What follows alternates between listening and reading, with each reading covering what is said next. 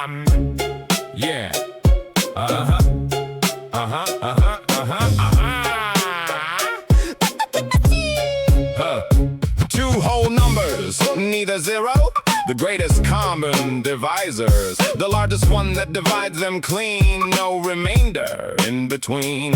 8 and 12 will hand you 4. The biggest factor at their core.